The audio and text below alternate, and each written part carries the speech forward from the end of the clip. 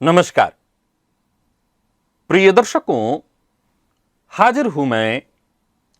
आज चर्चा सूर्य की है, आज चर्चा मंगल की है, आज चर्चा शनिदेव की है और आज चर्चा मेष, सिंह और धनु इन तीन राशियों की है। खोलिए अपनी जन्म कुंडली। इस विषय को मैं बोर्ड पर नहीं समझा रहा, क्योंकि मैं ये मान के चलता हूं कि मेरे दर्शक अपनी जन्म कुंडली पर इस विषय को आसानी से समझ जाएंगे।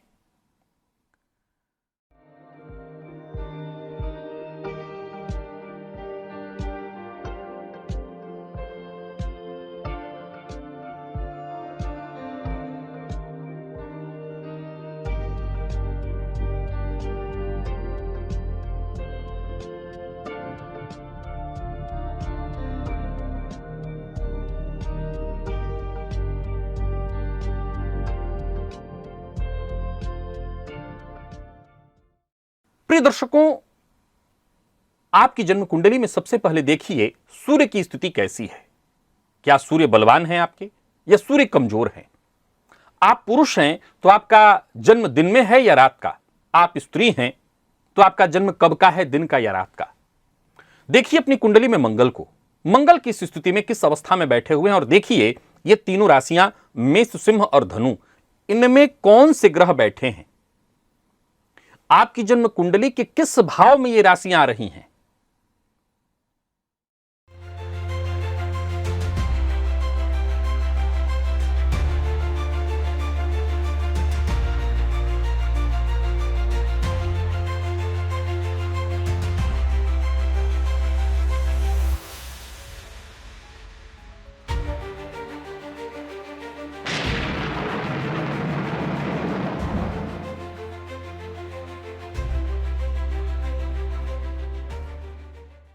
प्रिय दर्शकों, जब कोई व्यक्ति अपने जीवन में बहुत बड़ी सफलता हासिल करता है और कोई व्यक्ति अपने जीवन में बहुत सफल नहीं हो पाता, अगर ज्योतिष के दृष्टिकोण से देखें तो इसमें जो भेद है वो भेद यही दिखाई पड़ता है। आग, जब हम कोई बड़ी सफलता हासिल करते हैं तो उस सफलता को हासिल करने के पीछे हमारी महत्वाकांक्षा, हमारी चाहतें, वो हमारे भीतर की जो आग है उसका अहम रोल होता है। और वही आग, वही अग्नि तत्व, ये दो ग्रह कौन कौन, सूर्य और मंगल, और ये तीन राशियां। शनिदेव क्यों? असल में शनिदेव अनुशासन है। बिना अनुशासन हम उस बेलगाम घोड़े की तरह हो जाएंगे जो दौड़ता रहेगा और दौड़ते दौड़ते थक जाएगा, सही दिशा में अपनी एनर्जी नहीं लगा सकेगा। उस एनर्जी को नियंत्रित करने के लिए शनिदेव को देखना अत्यंत आवश्यक है। आज जिस विषय पर मैं चर्चा करने वाला हूं, यह ऐसा कोई विषय नहीं है जिसे मैं ऐसे बताऊं कि आज से पहले आपने कभी नहीं सुना। आपने सुना होगा, खूब जाना होगा। आइए इस विषय को मैं समझाता हूं। प्रिय दर्शकों, सूर्य, ज्योतिष शास्त्र कहता है कि सूर्य वो ग्रह है जो पूछता है प्रश्न कि तुम कौन हो। हमारी पहचान सूर्य से है। जन्म कुंडली के जिस भाव, ये भी अपने आप में एक पूरा अलग विषय है कि जन्म कुंडली के जिस भाव में सूर्य हो उसी भाव से आपकी पहचान निकल करके आती है। मंगल वो धक्का है, मंगल वो धक्का है जो हमें खड़ा कर देता है, हमें शक्ति देता है आगे दौड़ने का। और फिर बारी आती है इन तीन राशियों की, मेष, सिंह और धनु की। ये सब जब मजबूत होते हैं तो इंसान सिर्फ सोचता नहीं, कर गुजरता है। और जन्म कुंडली में जब ये कमजोर होते हैं तो मन तो बहुत करता है, बहुत कुछ करने को करता है, पर पैर जैसे जमीन से चिपक जाते हैं। खोलिए कुंडली और सूर्य को देखिए। सूर्य अगर आपकी कुंडली में कमजोर हैं तो समझ लीजिए आपके अंदर रीढ़ की जो हड्डी कही जाती है वो नहीं है, क्योंकि सूर्य हमारी रीढ़ की हड्डी है। सूर्य अगर अपने आप में मजबूत है आपकी कुंडली में तो समझ लीजिए आपका बैकबोन बहुत मजबूत है। कुंडली में उच्च राशि में बैठे हैं, केंद्र में है, त्रिकोण में है, बली अवस्था में है, आप पुरुष हैं और आपका दिन का जन्म है, सूर्य दशमस्थ है, सूर्य नवमस्थ है, सूर्य एकादशस्थ है, बहुत अच्छी स्थिति है। ये पक्का है कि इंसान जो पक्का कर लेगा, ठान लेगा, वो करके मानेगा। जो ठान लेगा वो करके मानेगा। तो सवाल उठता है कि इसी से सफलता तय हो जाएगी? सबसे पहले जरूरी क्या है, समझने की आवश्यकता है। मान लीजिए आप एक बहुत अच्छे रणनीतिकार हैं, आप बहुत बुद्धिमान हैं, परंतु आप कदम ही नहीं उठाते, तो क्या आप सफल होंगे? लेकिन वहीं देखिए कि आप बहुत अच्छे रणनीतिकार नहीं हैं, आप कई बार जल्दबाजी में भी कदम उठा देते हैं। हो सकता है उस जल्दबाजी में उठाए कदम के चलते आपको हानि हो जाए, परंतु तब भी आप उनसे बेस्ट हैं जो अभी तक कदम ही नहीं निकाल पाए हैं। जन्म कुंडली में यदि सूर्य नीच स्थिति में हो, पीड़ित अवस्था में हो, कमजोर हो, तो जातक के अंदर इच्छा शक्ति उत्पन्न भी हो तो वो वैसे दिए की तरह हो जाती है जिसके अंदर तेल ही नहीं है, या है भी तो बहुत कम। उस दिए की जो लौ है वो फपक फपक फपक कर जल रही है, बुझने की तैयारी में है। कभी बल उठा तो किया, खत्म। मंगल वो ग्रह है जो मन की बात को हाथ तक लाता है। मंगल कुंडली में बली हो, जैसे अपने अग्नि तत्वीय राशि मेष में बैठा हो, सिंह में हो, धनु में हो, मकर या उच्च राशि में बैठा हो, ऊपर से। अच्छा, एक और बात, यहां एक जानकारी और दे देता हूं आपको कि इन तीनों के साथ साथ, इन दोनों के साथ साथ, यानी सूर्य, मंगल और 3 राशियां, जैसा कि मैंने कहा आपको, 3 राशियां जो है मेष, सिंह और धनु, अग्नि तत्वीय राशियां, इसके साथ साथ कुंडली के 4 भाव भी हैं, जिसको आपको समझना है। ये उपचय भाव हैं। जन्म कुंडली का 3रा, 6ठा, 10वां और 11वां, इसे उपचय भाव कहा गया है। और इसका महत्व यह है कि इन भावों को हम जैसे जैसे अपने जीवन काल में कर्म करते हैं, मेहनत करते हैं, पुरुषार्थ करते हैं, ये भाव जागृत होते जाते हैं। अगर ये कमजोर भी होंगे तो बली हो जाते हैं। 3रा भाव पुरुषार्थ है, हम जीवन में जब पुरुषार्थ करते हैं तो ये भाव बली हो जाता है। 6ठा भाव हमारा जोखिम है, रिस्क है, हम जीवन में जब जोखिम लेते हैं, रिस्क लेते हैं, प्रतिद्वंदिता करते हैं तो ये भाव जागृत होता है। 10वां भाव कर्म है, जब हम कर्म करते हैं नाना प्रकार के तो ये भाव जागृत होता है। जन्म कुंडली का 11वां भाव लाभ है, हम जीवन में जैसे जैसे धन अर्जित करते हैं, आगे बढ़ते हैं तो ये भाव जागृत होता है। तो असल में देखा जाए तो मैंने प्रारंभ में आपको जितनी बातें बताई थी, अब उसमें इनको भी जोड़ लीजिए तो हमारे पास अब क्या क्या उपलब्ध है। तो 2 ग्रह सूर्य और मंगल। शनिदेव, याद रखिएगा, शनिदेव वो लगाम है जो इसमें नहीं आते, वो खुद दौड़ नहीं रहे हैं, लेकिन घोड़े के ऊपर सवार हैं तो वो भी दौड़ते प्रतीत होंगे। तो शनिदेव लगाम है, शनिदेव को अलग रखिए। 2 घोड़े सूर्य और मंगल हो गए। ये घोड़े नहीं है, ग्रहों के राजा हैं सूर्य, परंतु मैं समझाने के लिए आपको बताना चाहता हूं, हमारे मन के वो घोड़े, या यूं कहिए कि हमारे जीवन के वो घोड़े, जब वो दौड़ लगाएंगे तभी हम किसी बड़ी सफलता तक पहुंच पाएंगे। इसके बाद 3 राशियां, मेष, सिंह और धनु, अग्नि तत्वीय राशियां, और 4 भाव उपचय भाव, कुंडली का 3रा, 6ठा, 10वां और 11वां। प्रिय दर्शकों, किसी भी व्यक्ति के जीवन काल में जो अपने जीवन में बहुत बुलंदी हासिल किया है, आप उनकी कुंडली में इन चीजों को जाकर के देखिए और आप पाएंगे कि इनमें से ज्यादातर चीजें बली मिल रही हैं आपको। जरूरी नहीं है उनकी कुंडली में बहुत बड़े बड़े राजयोग लगे हुए हैं, जरूरी नहीं है, पर उनकी कुंडली में ये चीजें आपको मिलेगी। आपको ऐसे लोग जो बहुत आकस्मिक रूप से तेजी से आगे बढ़े हैं, उनकी कुंडली में आपको मंगल जरूर मिलेगा। क्यों? क्योंकि मंगल ही वो जोश है। बिना शुरुआत किए बार बार टालते रहिए और अंत में नतीजा आपको न मिले कुछ, तो आप खींचते रहिए खुद पर, सोचते रहिए कि मैं भी किया होता तो ये हो गया होता। आप कहां से सफल हो पाएंगे? लेकिन जिनकी कुंडली में ये चीजें बली हों। अच्छा, ये विषय भी आपको आज मैं बताना चाहता हूं कि आज इस विषय को, जैसा कि देखा जाए तो मैं कहां विषय, बहुत सारे अपर लेवल के विषय आपको बताता रहा हूं, आज एकाएक ऐसे विषय पर मैं क्यों आ गया? प्रिय दर्शकों, आज मैं 3 ऐसी कुंडलियों का अध्ययन किया जिन जातकों की कुंडली में मैंने पाया कि राजयोग कई सारे बने हुए हैं, लेकिन उस कुंडली में इन्हीं 2 ग्रहों को मूल रूप से मैंने कमजोर पाया। अच्छा, एक भाव की भी चर्चा, जब 3 राशियों की मैंने चर्चा की तो यह भी जानना जरूरी है कि मान लिया जाए मेष राशि है, सिंह राशि है और धनु राशि है, ये अग्नि तत्वीय राशियां हैं।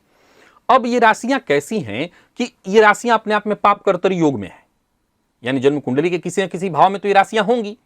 ये राशियां पाप कर्तरी योग में है। इन राशियों के राशिपति कमजोर हो गए तो बातें खत्म हो गई, आप समझ ही लिए होंगे। पहले सूर्य और मंगल आ जाते हैं। गुरु की चर्चा मैं इसमें नहीं कर रहा हूं, हालांकि ज्योतिष शास्त्र में गुरु को भी ऊंचाई का कारक कहा गया है, पर मैं गुरु को अलग रख रहा हूं। पर फिर भी ये राशियां अगर कमजोर हो गई तो जातक के जीवन काल में बहुत तो सफलता नहीं मिल सकती है। तो मैं ऐसे ही आज 3 कुंडलियों का अध्ययन किया, जिसके चलते विषय दिमाग में आया कि ये विषय फिर से मुझे चर्चा करनी चाहिए और मुझे बताना चाहिए कि ये है क्या। जन्म कुंडली में राजयोग, मैंने उन कुंडलियों में, उसमें से एक कुंडली में मैंने मालव्य योग देखा, एक कुंडली में मैंने शश महापुरुष योग देखा, और एक कुंडली में महापुरुष योग तो कोई नहीं था, लेकिन उस वाले कुंडली में भी शायद मुझे शनि या चंद्रमा कोई ग्रह बलवान दिखा जो अच्छी स्थिति में थे, बाकी स्थितियां ठीक थी, लेकिन ये ग्रह मूल रूप से कमजोर मैंने पाए उस कुंडली में। यहां एक चीज गौर करिए, जिस कुंडली में शश महापुरुष, जिस कुंडली में मैंने मालव्य योग देखा, उस जातक के पास कोई कमी नहीं है, सुख सुविधाएं हैं, लेकिन वो सुख सुविधाएं भाई से उसको मिल रही है, कुछ पिता से माता से मिल रहा है, भाई नौकरी में बड़े पद पर है, दे रहा है बिठा करके सब कुछ। एक कुंडली में जिसमें मैंने शश महापुरुष योग देखा, उस व्यक्ति की गति धीमी। अच्छा, एक बात ध्यान रखिएगा, ये बहुत ध्यान से समझिए कि आपके पास, आपके रथ में 2 ऐसे घोड़े हैं कि एक तो घोड़े को संभालने वाला जो लगाम है या घोड़े को जो संभालने वाला है वो बड़ा अच्छा है, संभाल रहा है, लेकिन आपके घोड़े बड़े बुजुर्ग हैं, चलने दौड़ने वाले नहीं हैं, वो ठीक से चल भी नहीं पाएंगे, बल्कि आप उनको लंगड़ा कह दीजिए। तो भी आपके पास अगर बहुत मजबूत लगाम थामने वाला होगा, क्या हो जाएगा उससे? घोड़े में बल होना चाहिए। तो सूर्य मंगल कमजोर, शनि की स्थिति मजबूत भी हो, शश महापुरुष योग भी हो, तो उस व्यक्ति को जीवन भर रोना ही है कि मेरा तो कोई काम वक्त पर ही नहीं होता। और ये वाला बात, उपचय वाला, मैंने पूर्व में भी आपको समझा रखा था कि ये भाव बली होते जाते हैं जीवन काल में, जैसे जैसे इनसे संबंधित हम कर्म करते हैं। और एक और पॉइंट था कि ये राशियां, इन दोनों ग्रहों के अलावा आपकी जन्म कुंडली में ये एक और पॉइंट देखिए।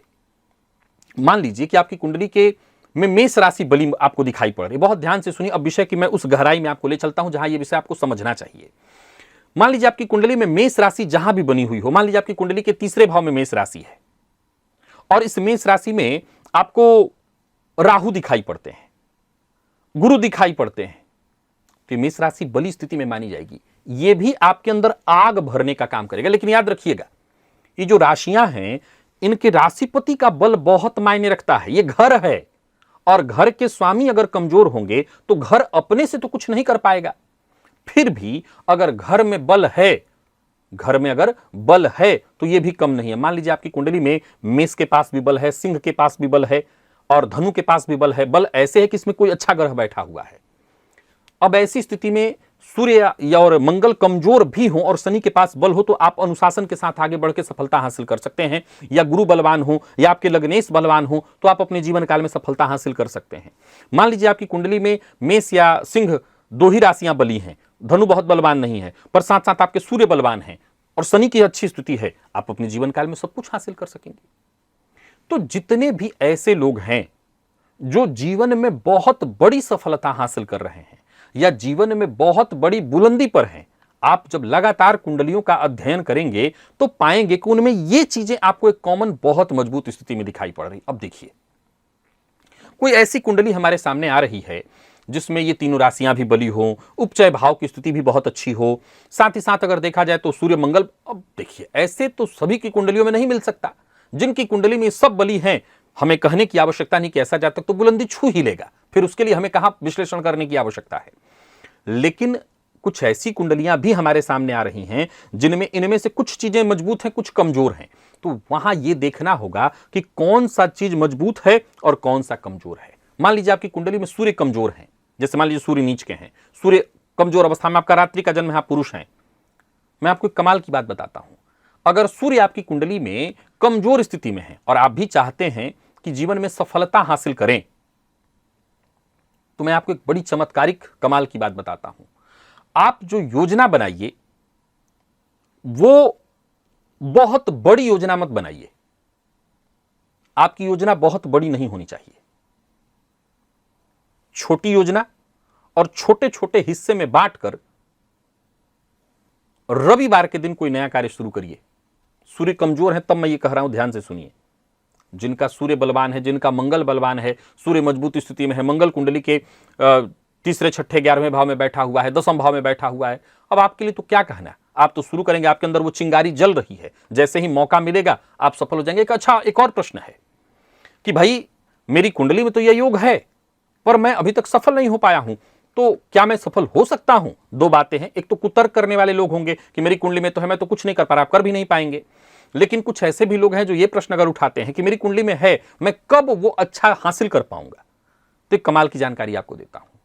आप तब वो हासिल कर पाएंगे जब आपकी कुंडली में सूर्य की दशा चल रही होगी, आपकी कुंडली में मंगल की दशा चल रही होगी, आपकी कुंडली में उपचय भाव के स्वामियों की दशा होगी, आपकी कुंडली में गोचर में, आपकी कुंडली में गोचर में जैसे सूर्य आपकी राशि से तीसरे, छठे, 10वें, 11वें में आएंगे, मंगल तीसरे, छठवें, 10वें, 11वें में आएंगे।